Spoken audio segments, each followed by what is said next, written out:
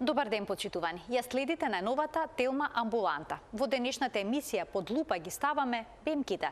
Што се, а што не се бемки? Зошто некои ги имаат многу, а некои речиси ниту една?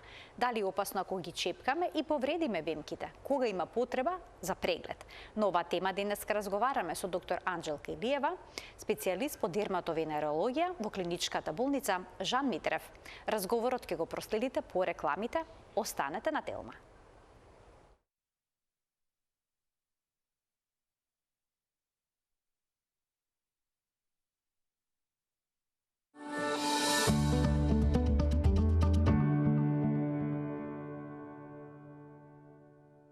Бемки, брадавички или нешто трето? Одговор ќе побареме од доктор Анџелка Илиева, специјалист по дерматовенерологија во клиничката болница Жан Митрев и национален представник на Меѓународното здружение за дермоскопија. Докторке, добар ден и добре дојдовте во Телма амбуланта. Добар ден и добре ве најдов. Што се тоа точно бемки? И зошто некои ги имаат многу, а некои речиси ниту една? Бенките, или уште како ги нарекуваме невуси, тоа представуваат бенигни кожни израстоци, лезии на кожата кои се создадени од пигментни клетки или меланоцити. Тоа се клетките кои што го создаваат пигментот меланин. Затоа и најчесто се со кафеава боја. А зошто некои ги имаат многу, а некои речиси ниту една? За тоа колку бенки ќе имаме, пред се зависи од бројни генетски фактори и сепак е генетски детерминирано, па така некои пациенти имаат скоро ни една бемка или имаат 2-3 бемки, некои пациенти имаат навистина доста бемки. Колку бемки во принцип е нормално да имаме на кожата? Во принцип е нормално да имаме од 10 до 20 бемки, па дури и до 40 бемки. Од прилика е нормално да имаме како број. Меѓутоа, како што кажав, има пациенти кои навистина можат да имаат, зависи од некои ризици и зависи од некои наследни фактори, може да имаат доста поголем број на бемки. Кога збориме од ризици, овде не збориме само во однос на наследните фактори, туку збориме и за ризици кои всушност се епигенетски фактори, надворешни фактори кои влијаат од надворешната средина на нашата генска експресија. Тоа значи како тие генетски фактори кои ние сме ги наследили од родителите всушност ќе се експресираат или активираат понатаму во животот, па така ако злоупотребуваме со сончање и така натаму, бројот на бенките во текот на животот може да се зголемува, променува и така натаму. Така, но доколку нашите родители имаат многу бенки, може да очекуваме и ние да имаме, така? Се разбира, апсолутно, заради овој генетски фактор, доколку родителите или еден од родителите имаат навистина повеќе бенки, тоа значи дека и ние би имале повеќе бенки. На кои делови од кожата на телото обично се јавуваат бенките? Видете, бенките може да се јават на секој дел од телото. Најчесто се јавуваат на грбот, градите, лицето, вратот, абдоменот, меѓутоа може да се јават и на неспецифични делови, може да се јават и под пазувите, може да се појават и на дланките, може да се појават и на стопалата. Значи може да бидат и на места кои не се изложени на сонце и овие бенки навистина во нивниот развој немаат поврзаност со изложеноста на сонце. А дали има разлика во изгледот на бенките? Во зависност од нивната местоположба, дали се на лицето, грбот, на дланките? Да, видите, изгледот на бенките ние како дерматолози го проценуваме со помош на апарати или така наречен дерматоскоп. Независно дали е рачен или е дигитален дерматоскоп, тоа е еден, да речеме, кожен микроскоп со кој всушност бенката се гледа во длабочина. Се разбира дека според дерматоскопски карактеристики бенките доста се разликуваат од бенките например бенките на градите и на грбот, доста се разликуваат од бенките на лицето или од бенките на дланките и на стопалата. А вака визуелно на прв поглед, ако ги погледнеме? И визуелно, значи може да има испакнати бенки, може да има бенки кои што се рамни и се пигментни само. Дали е опасно кога бемката почне да расте влакно? Видете, растењето на влакно од бемка или кога ќе видиме бемка со влакно, обично велиме дека тоа е добар знак. Во смисла растежот на растот на влакното, односно активноста на влакнениот фоликул се случува помеѓу здрави клетки, така што го рачунаме за еден добар знак, не го сметаме за ништо лошо. На која возраст обично се јавуваат бемките? Во кој период од животот? Во зависност од тоа за какви бенки зборуваме, значи постојат бенки кои што се вродени бенки, кои всушност се развиваат уште интраутробно, па така овие ги нарекуваме вродени или конгенитални невуси, конгенитални бенки. Ваквите бенки се забележуваат уште при самото раѓање на бебето или најдоцна краток период по раѓањето се појавуваат или се забележуваат. Тие се тука, меѓутоа се забележуваат краток период по раѓањето. Додека останатите бенки, кои што се всушност придобиени бенки во текот на животот, се стекнуваат или стекнати бенки, тие се стекнуваат повторно најголем дел во текот на пубертетот, адолесценцијата, и тука некаде малку стопира појавата и растот на бенките, меѓутоа кај некои пациенти може и подоцна во животот, под дејство на генетска предиспозиција и надворешни фактори, бројот на бенките се зголемува и до 40-та година. А што ако се појавуваат бенки по 40-та година? Дали е веќе тоа некаков аларм? Ова многу е важно да видиме всушност за каков тип на бенке се работи. Не дека е престрашно, меѓутоа навистина за некогаш може новите бенки по 40-та година секогаш за еден дерматолог се црвено знаме. Значи штом ќе видиме бенка појавена кај возрастен пациент, независно не мора да биде по 40-та година, нека и по 35-та година, но еве поготово по 40-та или 45-та година, сакаме да направиме доста јасна дистинција дали се работи за обична бенка, дали се работи за бенка која што е стекната на вистина под дејство на сончевите зраци низ текот на животот, или се работи за, не дај Боже, кожен карцином, кој всушност на самиот почеток, кога ќе се појави, наликува, може да наликува на обична бенка. Па така секогаш бараме на вистина веднаш да се прегледа пациентот, доколку некој пациент ќе забележи нова бенка, советуваме веднаш да се јави на дерматолошки, тоест на дерматоскопски преглед со кој ние ќе утврдиме за каков тип на пигментна промена се работи. А дали со возраста, со староста, се менува формата на бенките? Нивниот број дали може би се намалува? Видете, може. Има и таква појава, кога бројот на бенките се намалува или кога бојата обледнува. Пак ова зависи од изложеноста на сонце на пациентот. Меѓутоа, повторно, и ако некоја бенка се променува во поглед на осветлување на бојата, или ако исчезнува, ова исто така за нас е доста алармантно, па повторно треба да се изврши дерматоскопски преглед или дерматолошки преглед во кој ќе се утврди дали е обична бенка која се променува во правец на исчезнување или постои друга појава или се работи за, не дај Боже, кожен карцином кој е во фаза на така наречена, ние во медицината велиме регресија, и ова навистина мора да се провери дерматоскопски, но дали се променуваат, сите бенки скоро се променуваат во текот на животот.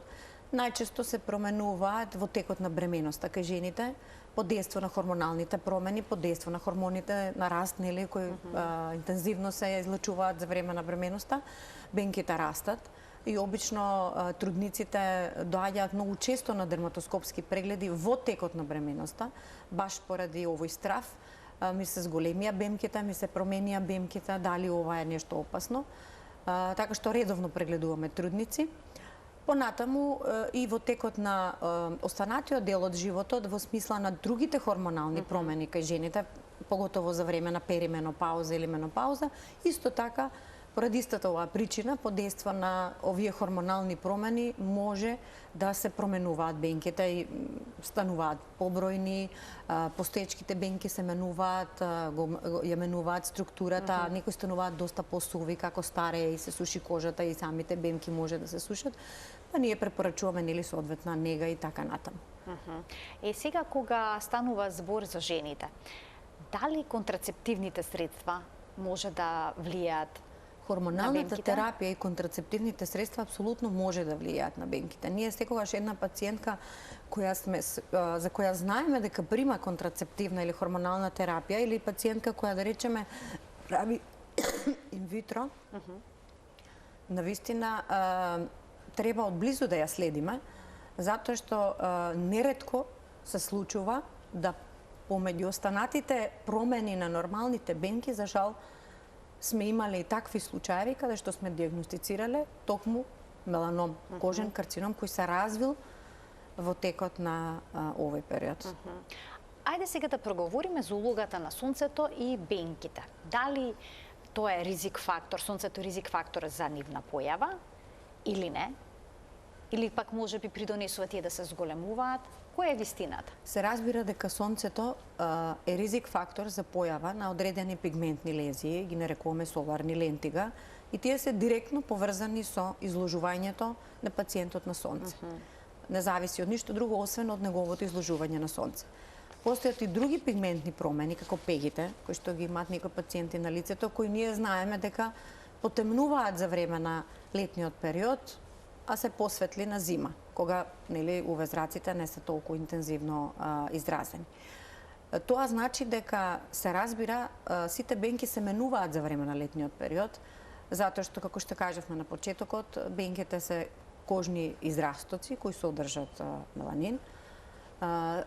Под дејство на сончевите зраци, нормално дека неговата продукција се зголемува, па така и бенката се променува, потемнува, и не случајно и сите кампањи и превентивни прегледи обично на бенки се вршат на пролет, токму пред пациентот воопшто да започне со изложување на сончеви зраци во текот на летото, или велиме на есен кога ќе заврши со таа фотоекспозиција и кога на еден начин ќе бидат смирени пигментот, ќе бидат смирени.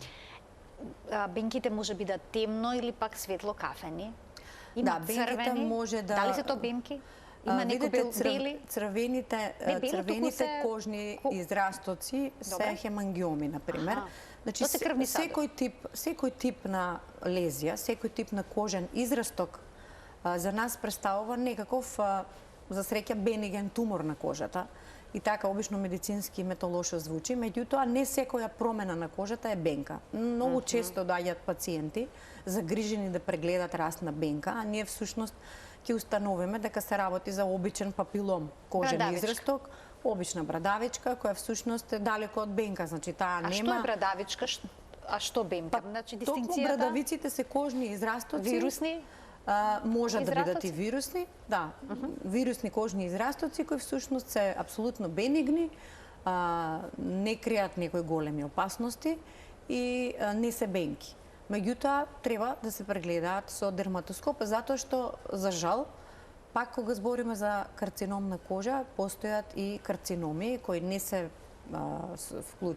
со пигмент, може да бидат и амеланотични, така ги нарекуваме, амеланотични меланоми, кои на почетокот навистина може да излезат како бела или како црвена, велиме, папула, значи како една бела или црвена лезија на кожата. И затоа, навистина, секоја нова промена, независно во каква боја, мора да биде прегледана од дерматолог, за да дерматологот со помош на тој дерматоскопски преглед утврди дали се работи за обичен кожен израсток, дали се работи за вирусна брадавица, дали се работи за хемангиом, кој што е бениген кожен израсток од крвно потекло, дали се работи за не дај Боже, некој тип на кожен карцином, бидејќи настрана на меланома постојат и немеланомни карциноми на кожата, кои немаат темна боја и кои ги немаат оние познати карактеристики кои всушност и пациентите веќе поради нашите долгогодишни кампањи самите се научуваат како да ги препознаваат, но овие, например, немеланомни карциноми ги немаат овие карактеристики, имаат сосема различен аспект при прегледот, може да бидат црвени, може да бидат бели, може да бидат кафеави, може да бидат во форма на едни сквами или крусти кои што се натрупани, па клинички изгледа како една рапавост на кожата, па таа рапавост навистина треба со помош на дерматоскопот да се утврди за што всушност точно станува збор. Докторке, а може да се јави вирусна брадавичка врз бенка? може да се јави папиломатозен израсток на бемка и такво нешто сме видели и постојат најразлични комбинации од две лезии кои може да бидат една до друга или кои може заедно да растат една до друга и такво нешто постои опишано во литература. А дали темните бенки се изложени на поголем ризик за промени во споредба со посветлите? Видете, бенките, дали се темни или светли, зависи од фототипот на кожа на самиот пациент. Да речеме, кај еден пациент со фототип 1 или 2, збориме за светол фототип пациенти кои имаат бела кожа, светли очи, светла коса, кај нив бенките соодветно не се толку темни. Кај потемните фототипови, бенките се доста потемни. Бојата не секогаш е пресудна, како што кажав, затоа што има и промени кои независно од бојата можат сепак да бидат за жал малигни. Меѓутоа, да, од темна бенка секогаш имаме поголем страф, кој ќе видиме. А кога станува збор за вродени стекнати бенки, кај кој постои поголем ризик за промени? Видете, пациентот со вродени бенки секогаш зависи од тоа и вродените конгениталните бенки или невуси се класифицираат по големина. Па така, во зависност од тоа дали пациентот е роден со мал, среден или голем конгенитален невус, има одредени ризици кои што навистина се поголеми за развој на меланом во текот на животот. Не само во самата бенка, меѓутоа и на други делови на телото. Се разбира и конгениталните вродените невуси се доста специфични и по својот изглед, дури понекогаш може да се случи тие уште од самиот почеток, со самото раѓање на бебето, да бидат всушност, велиме, диспластични. Во превод тоа значи променети. Значи, од самиот почеток на бебето, од самото раѓање, од самата појава на таа бенка, да биде бенката веќе променета. И сепак се разбира, ние сме должни тоа да го следиме многу одблизу и затоа во многу случаеви најчесто се одлучува баш поради овие поголеми ризици конгениталните невуси, доколку се мали или средни, да бидат отстранети. Бидејќи веќе во поголемите конгенитални невуси, кои што се над 20 см, таму навистина и следењето е доста специфично и самите промени кои ќе се случуваат во текот на животот на таа бенка доста тешко се следат.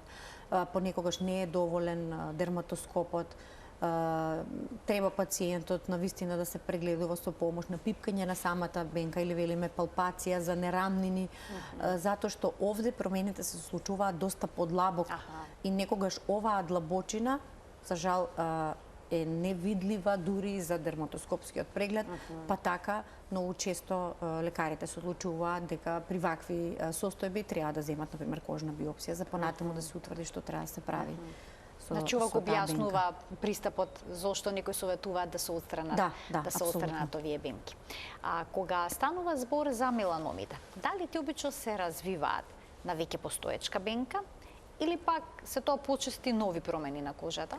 Видете, статистички за меланомите до тука знаеме дека всушност 70% од меланомите се развиваат како нова лезија, а не на веќе постоечка бемка. Меѓутоа, сепак и овие 30% можност да се развијат на веќе постоечка бенка не е мал процент во кој вистина треба да бидеме внимателни.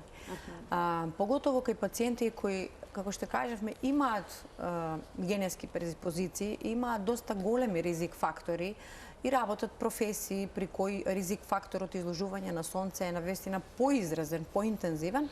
Во тој случај, ваквите пациенти мора да бидат подложени на редовни скрининзи, тоа значи редовни дерматоскопски прегледи.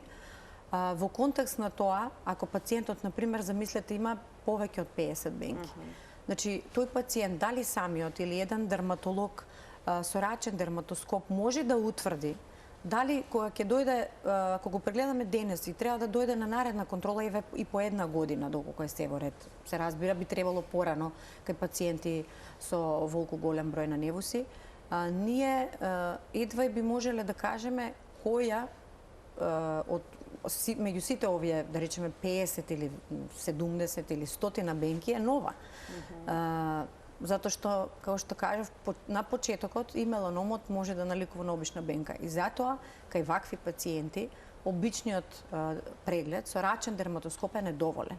Тоест, ваквите пациенти треба задолжително да се исследуваат на специјален дигитален дерматоскоп, со кој всушност се прави скенирање и мапирање на целото тело за сите постоечки бенки. Па така, кога пациентот ќе дојде, например, на контролен преглед по 6 месеци или по 1 година, на контролниот преглед може да утврдиме веднаш дали меѓу сите овие 50 бенки од претходниот преглед има 51 и овде да навистина да обрнеме внимание. Значи има потреба да се прегледа прописно секоја бемка. Прописно секоја бемка, секоја една точка која што постои на кожата кај пациенти, поготово со многу бемки, треба да биде прегледана од дерматоскоп. А има ли потреба да се прават прегледите кај лицата како што бемките со години изгледаат исто и не се забележуваат никакви промени? Кај сите лица, апсолутно еднаш годишно и без да имаат ни една бенка и ни една промена по кожата, треба еднаш годишно да се вршат превентивни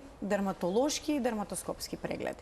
Но се споменува и само прегледот, дека ние самите треба да направиме во домашни услови. На што треба да внимаваме кога станува збор за само преглед на бенки? Најдобро е во многу земји во светот, например, партнери, доколку живеат заедно, се повикуваат заедно на преглед, затоа што навистина има делови од телото каде што пациентот самиот не може да се прегледа, како што е грбот, например, и рамениците.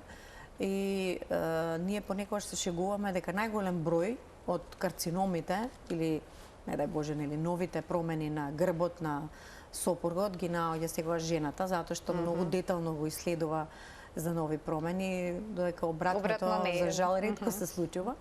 Но како и да е, во тие всушност превентивни прегледи ние заклучуваме дали кај овој пациент е се во ред и е доволно еднаш годишно да доаѓа да се јавува секако на преглед, или постои некаков сомнеш, независно дали се работи за генетска предиспозиција или, како што кажавме, ризик фактори поради некоја професионална предиспозиција поголема на сонце, не знам, планинарење, пливање, пациенти хедонизам понекогаш, нели? Сакаме да одиме на плажа почесто. Тоа веќе да не го коментираме, дека одењето на плажа, честото сончење, можеби во минатото свесноста за колку е опасно горењето на кожата во однос и колку многукратно го зголемува ризикот од развој на карцином подоцна во животот, дури едно горење на кожата, мислам дека во изминатите години не била оваа свесност толку голема, па затоа најчесто ние во денешно време се соочуваме со пациенти од нашиве генерации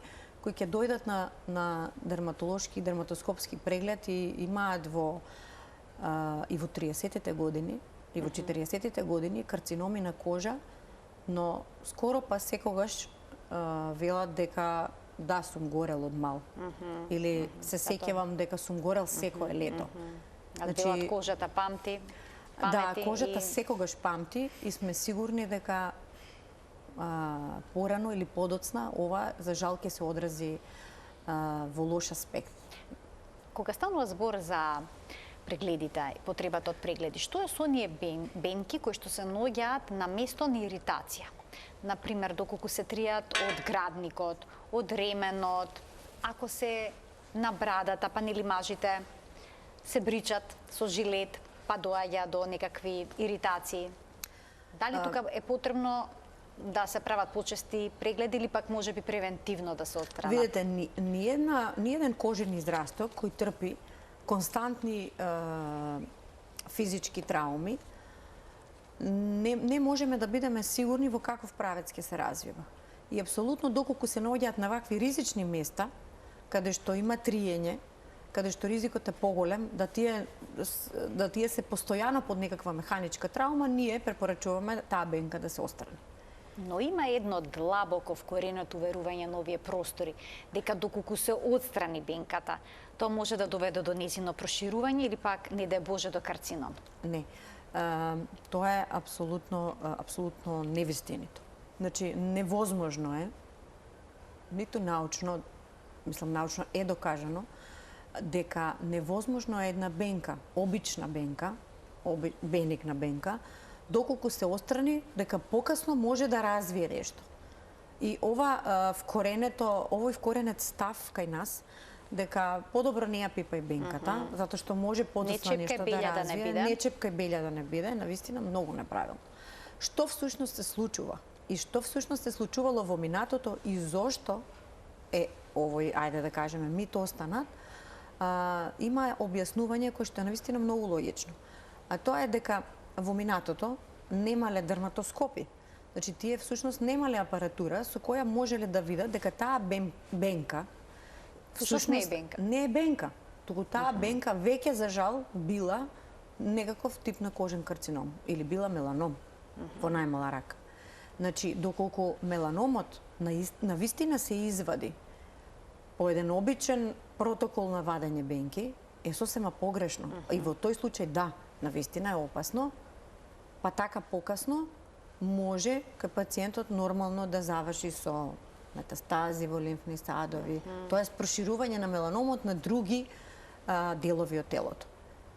Затоа ова нешто е останато во народот. Мислам дека секој познава некој што некогаш извадил бемка и поради тоа вадење не знам што се развило. Тука е проблемот и многу е важно со пациентот да се разговара и да му се објасни ова. Јас мислам дека сите пациенти кога ќе им објасниме зашто всушност се работи, бидејќи сепак треба да веруваме на науката, нели? Кога веќе сме отишле на доктор и сме отишле на специјалист кој навистина го работи ова, треба да му веруваме во тоа што го зборува, затоа што сметам дека наше е да се грижиме за здравјето на пациентите и сепак ние сакаме да го избереме најдоброто сценарио за пациентот. И всушност ако бенката навистина мора да се отстрани, значи мора да се отстрани. Верувајте, ние сме имале случаеви за жал на пациенти со веќе развиен меланом и со веќе развиени метастази во блиски лимфни јазли, кои всушност и клинички се гледаат, и самиот пациент на кој што му објаснуваме дека за жал тој лимфен јазол, всушност меланомот или бенката е најдена како резултат на лимфниот јазол кој пораснал и за жал е метастаза, блиска метастаза од тој меланом. Ние пациентот во такви ситуации, пример во тој еден конкретен случај, ни беше тешко да му објасниме дека всушност бенката е ракот. Тоест бенката е меланомот кој задолжително мора да се отстрани, а ова е за жал метастаза која исто така мора да се отстрани и сите следни протоколи кои ги знаеме следат понатаму. И самото отстранување на бенките навистина треба да се врши од високо стручни лица, специјалисти по пластична и реконструктивна хирургија кои доста добро ги познаваат протоколите на отстранување на една ризична бенка. Значи тоа не е едноставен процес. Апсолутно не е едноставен процес. Значи вадењето на бенки вака е едноставно како интервенција. Значи интервенција која трае сигурно 10 до 15 минути, се става локален анестетик, се отстранува бенката и се испраќа понатаму за тоа е хируршкото отстранување. Тоа е хируршкото отстранување. Меѓутоа, а што е со ласерското? Апсолутно пигментни промени, бенки кои имаат пигмент, дерматоскопски сме виделе меланин, е забрането ласерски да се отстрануваат. Значи ласерско отстранување е недозволено на бенки кои имаат меланин.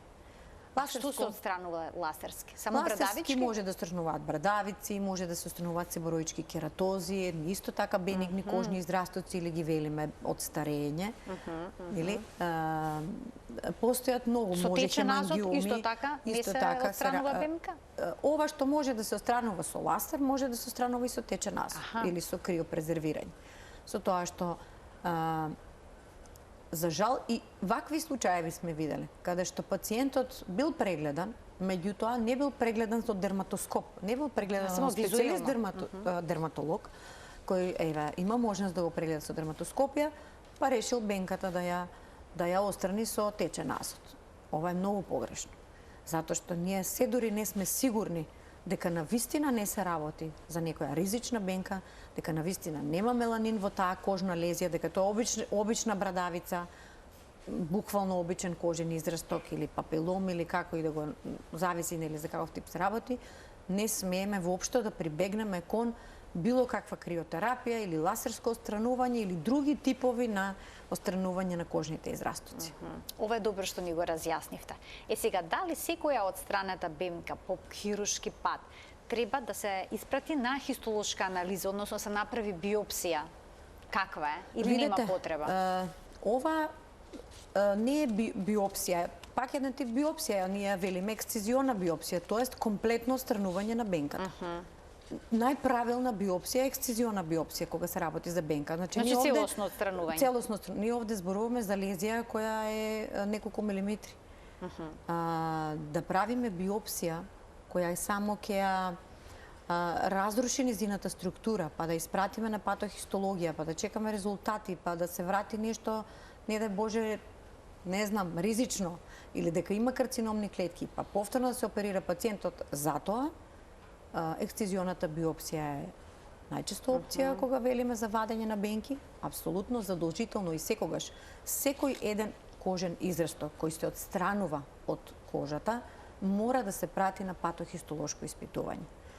Верувајте, дури и во најнапредната наука со дерматоскопите, во сите детални прегледи, колку и да сме 99% сигурни дека е тоа, ние мораме тоа што сме го извадиле да го потврдиме со патохистологија, затоа што сепак конклузивна и последниот збор го има патохистологијата, тоа е токму патохистолошкиот наод и многу е важно да патохистолошкиот наод корелира со дерматоскопскиот наод, тоест ние откако ќе ни се врати резултатот да го затвориме досието на пациентот каде што велиме да нашата поставена диагноза под сомнение дерматоскопски и клинички се вклопува, тоест се одговара со диагнозата која ни се враќа од патохистологија. Па така отстранување на бенки и фрлање е апсолутно несватливо, барем во денешно време, нешто кое што порано навистина се правело. Нешто кое што на око, например, без нели да бидам погрешно сватена, ете некој на око смета, па ова не е ништо опасно, дај го нема никаков проблем, дај ќе го извадиме, нема потреба да се праќа. Дури и кога најмногу мислиме дека нема потреба да се праќа, бидејќи навистина постојат многу различни форми на, за жал, многу различни форми на карциноми на кожа, и може да бидат и измешани типови, никогаш да не бидеме сигурни, затоа најбезбедно и за најдобро на пациентот е да го испратиме на патохистологија. А докторке, доколку на дермоскопија, забележите некои сомнителни промени? Од што зависи дали ќе кажете веднаш да се отстрани таа бенка или пак ќе ја следиме дојдете за 6 месеци? Видете, зависи од промените кои ќе ги забележиме и повторно ова го усогласуваме со ризикот на пациентот кој го носи генетски и во зависност од тоа навистина колку и какви бенки има. Има една проста метода која велиме принципот на грдото пајче. Значи секогаш кога ќе го видиме пациентот и клинички, не дерматоскопски, стално кога ќе видиме една бенка која отскокнува од останатите на грбот, не загрижува. Тоест на таа бенка прво ќе се насочиме, ќе велиме зошто сега е ова различно од сите останати. Бидејќи малку или многу во нормални услови пациентите имаат еден тип на бенки, да кажеме. И сега кога една меѓу сите други е многу поразлична, независно дали во боја, дали во димензии и во изглед, задолжително овде треба да обрнеме поголемо внимание и дури понекогаш одлучуваме баш оваа бенка да се отстрани. Но кога се работи за пациенти, постојат пациенти со вродени генетски мутации кои страдаат од така наречен синдром на диспластични невоси. Во превод тоа значи пациенти кои имаат еден синдром поради кој имаат променети бенки. Значи секоја една бенка која ќе ја прегледаме дерматоскопски ни наликува на променета. Уште при првиот преглед. Тоест ги нема нормалните карактеристики кои ги имаат обичните бенки. Секоја една изгледа различно, буквално. Многу често при самиот преглед се шегуваме со пациентите дека можеме буквално од еден пациент да направиме цел атлас. Во смисла има 70 бенки и секоја една е своја приказна за себе, има свој различен дерматоскопски цртеж. Кај ваквите пациенти навистина одлуката не се донесува, секако доколку не сме сигурни дека наоѓаме меланом помеѓу сите нив. Меѓутоа, на првиот преглед никогаш не донесуваме одлука дека нешто треба да се отстранува. А има ли пациенти кои што велат, докторке, отстранете? Ова јас не сакам да го имам. Овој пациент треба задолжително да го викнеме на преглед, кој ќе биде за побрзо време од една година, проценуваме, пак ова зависи од дали има генетски мутации, фактори, плюс бројот на бенки, одлучуваме дали ќе треба да дојде за 3-4 или за 6 месеци. Сега, доколку некоја од овие што ги велиме променети бенки, одскокнува, продолжува да се развива, да расте и да менува, избираме да ја отстраниме. Понекогаш, не секогаш. Да, многу често на прашањето дали пациентот инсистира, мислам дека веќе стравот од бенките, баш поради таа свесност која благодарение на сите кампањи се зголемува и што е многу добро, многу често пациенти доаѓаат навистина со желба веќе да извадат бенка, воопшто не ги интересира дали е добра, дали е лоша, едноставно доаѓаат и кажуваат не, јас ова бенка сакам да извадам. Видете, ова не е естетски избор. Да, то сакам да ја Меѓутоа, прашам. пациентот има право на личен избор. Така. Во тој случај, одлуката е негова. И ние секогаш Значи, укажуваме. естетски може да се Може, елиминира, нема може, да остане може. лужна? Дали ќе остане лузна? Видете, на местото каде што ќе биде остранет невус кој е длабок, не може да нема лузна. И тоа е второто прашање секогаш, дали ќе имам лузна? Да. Секогаш пациентот ќе има лузна. Колку и да е таа лузна минимална, добро сошиена, естетски сошиена, убаво направена, формирањето на лузни не зависи од раката на хирургот. Формирањето на лузни зависи од организмот на пациентот. Значи, зависи од неговата кожа, зависи од неговата склоност да ги формираат тие лузни. Некои пациенти на најдобро сошиените бенки прават еден тип на хипертрофични ги велиме лузни, задебелени лузни или келоидни лузни кои што се испакнати и црвени, па понатаму им создаваат навистина посериозни проблеми во текот на животот. Меѓутоа, во денешно време со сите модерни достапни технологии, сите тие лузни понатаму може да се, ако не да се избришат, може многу да се ублажат со лазерски третмани, со различни други модерни третмани, со кои нивната видливост е навистина многу минимална. Ќе се намали. Да. Што им советувате на оние лица кои што имаат многу бенки на телото? Смеат ли да се изложат директно на сонце? Видете, Сега, дерматолозите не советувате тоа да го правиме, но сепак, факт е дека ќе нанесеме крем за сончење на кожа и во одреден период од денот би уживале во други под емисии, чадор и за на плажа. сончањето, и за увезраците, и за нивната штетност и така натаму. Меѓутоа, ние навистина како дерматолози, јас верувам дека не постои дерматолог кој советува пациентот да се сонча, да се изложува на сонце. Здраво е сончањето во поглед на формирањето на D-витамин. Меѓутоа, тоа не значи цел ден да се печеме на сонце. И навистина пациенти кои имаат над 50 бенки, ние советуваме облечени да идат на плажа. Значи, на прво место мора да користат креми со заштитен фактор, независно од сите контраверзни Да, има многу не знам, информации измешани и така натаму. Има наплив од такви информации. Од секогаш постоеле одредени хемиски соединенија кои биле дел од фотопротективните креми, кремите кои што нели штитат од сонце. Особено хемиските филтри велат дека се опасни. Кои биле, да речеме, контраверзни или дискутабилни како криленот. Меѓутоа, во денешно време, па и од порано, постојат креми кои содржат физички или минерални филтри, кои може да се ставаат и на бебиња од самото раѓање, кои содржат цинк оксид, титаниум диоксид, кои апсолутно немаат вакви хемиски филтри и не кријат ваква опасност. Како огледало ги одбиваат всушност сончевите зраци? Механички ги одбиваат сончевите зраци, но ни еден крем со заштитен фактор, независно и најголемиот, нели 50 плюс заштитен фактор, не може да ги одбие 100% сончевите зраци.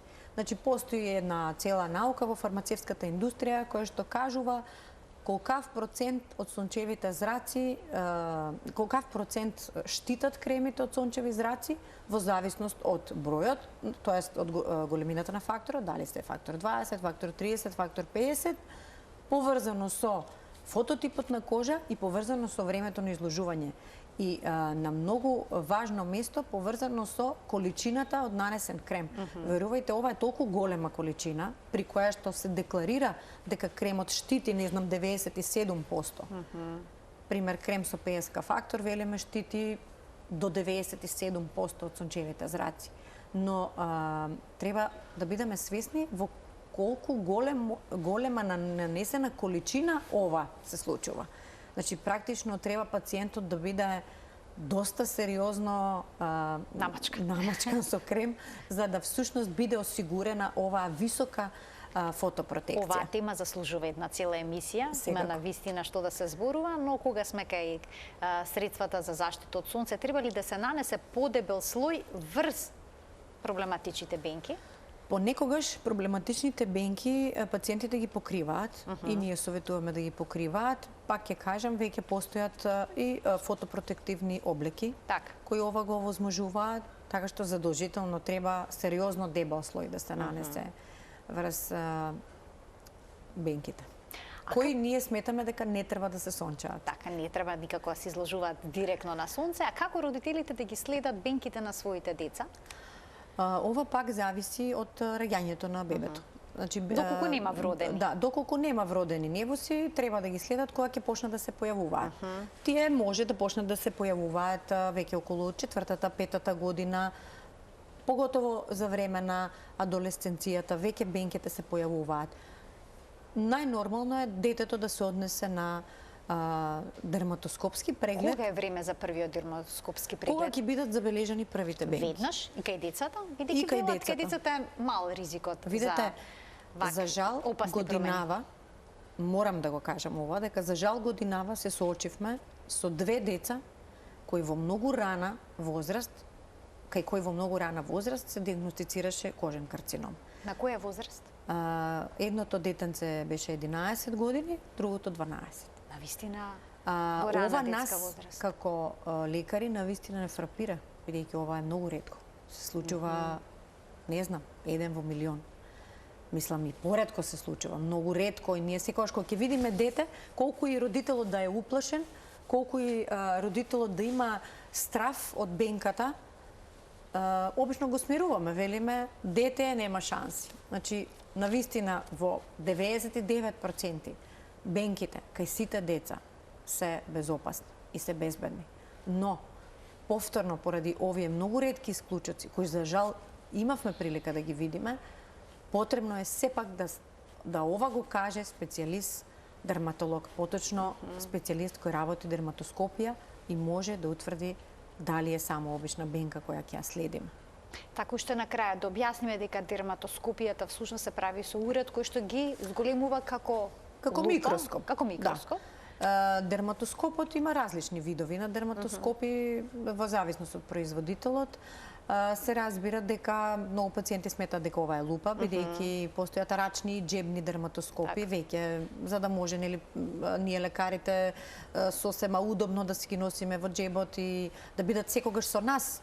Верувајте, јас својот дерматоскоп го носам кога одам и на патување приватно надвор од работното место, затоа што не ретко се случило да седнеме во друштво со пациенти кои за жал ќе забележите некаква промена сомнителна. Професијата ќе забележам некоја промена. И велите да видам што е. Имам потреба да секој, верувам дека и секој од колегите познавајќи ги кои работат дерматоскопија го имаат тој порив. Така што малите џебни дерматоскопи кои имаат одлична магнификација, одлични перформанси, можат да завршат работа за ова нешто. Меѓутоа, сепак помодерната апаратура од типот на дигитална автоматска дерматоскопија, што прави скенирање всушност, прави скенирање и мапирање сите бенки, како што всушност имаме на одделот за дерматологија при клиничката болница Жан Митрев, прави огромна разлика во поглед на следењето на бенките. Овде имаме можност, доколку за нешто се сомневаме, секогаш да побараме, не знам, второ мислење. Постои така наречен софтвер, Mol Analyzer, кој користи вештачка интелигенција, па тој може да помогне во проценката на самата бенка, бидејќи, верувајте, кај некои бенки на вистина е тешка проценката, дискутабилна. Ние колегите на вистина треба меѓу себе да се координираме, да комуницираме, сите кои што работиме дерматоскопија, затоа што ова е многу важно, повеќе очи гледаат подобро од едно или две. Така што потребно е кај некои пациенти задолжително модерна апаратура. Задолжително, поготово овие што ги кажавме што имаат многу голем број на бемки, таму прегледот со рачен дерматоскоп, за жал, не може да ги открие секогаш новите. Не може да ги открие новите бенки, независно дали прегледот ќе трае и 2 сати, сепак тој пациент треба редовно да се следи и таков пациент треба да се упатува секогаш на дигитална дерматоскопија на цело тело за мапирање и скенирање на промени, бидејќи пак оваа апаратура има толку напредна технологија да уште при самото снимање всушност ги вели што значи тоа мапирање. Значи апаратот всушност самиот ни ги обележува. Тој постои за да ни помогне нам докторите. Ни ги обележува бенките со кругчиња. Значи доколку некоја бенка која од претходниот преглед до денешниот преглед се променува, веднаш ќе ја обележи, ќе ја заокружи во жолто, доколку постои нова бенка помеѓу сите останати, ќе ја заокружи во црвено. И за нас ова е огромно олеснување. Се разбира дека ние не рачунаме 100% на вештачката интелигенција, независно од тоа што знаеме дека веќе светот апсолутно во сите технологии, во сите науки оди во правец на вештачкава интелигенција да го замени човекот. Меѓутоа, мислам дека во нашава струка, ќе биде помошна не само алатка. во медицината, конкретно збориме и во дерматоскопијата, ќе остане сериозна помошна алатка, но никогаш нема да може да го замени окото на еден искусен дерматоскопист. Доктор, ке ви благодарам многу за денешното гостување во Телма амбуланта. Еве уште еднаш да ги потсетиме сите оние кои што имаат бемки да си направат редовна контрола. Да, јас навистина апелирам, бидејќи месец мај е месец посветен за подигање на свесноста против кожен карцином и меланом, па како и секоја година, така и оваа година и нашата болница се вклучува редовно во кампањата наречена Евромеланома, која што е паневропска кампања, Македонија е дел од неа секоја година и навистина возможуваме бесплатни прегледи на пациенти, објавуваме дати на кои може да се јават на редовни прегледи, така што нивно е само да се појават на преглед. Прегледите се бесплатни, апсолутно не се страшни. Безболни, нема потреба од... И да се ослободат од стравот. Некогаш стравот е кочи, зашто ќе ми кажат откако ќе ги прегледам? Видете, вистината е една и мора да се утврди. Најважно е да се знае дека меланомот е навистина единствениот и еден од ретките кожни карциноми кој може целосно да се излекува единствено доколку се открие на време. И затоа многу е важно да пациентот се јави на време на дерматоскопски преглед. Ви благодарам уште еднаш за гостувањето. Ви благодарам и вам за поканата. Почитувани, ова беше се во денешната Телма амбуланта. Ви благодарам за вниманието со кое што и денеска не следевте. Гледајте не секој работен ден на Телма во 12 часот и 50 минути кога учиме нови работи за нашето здравје. До гледање.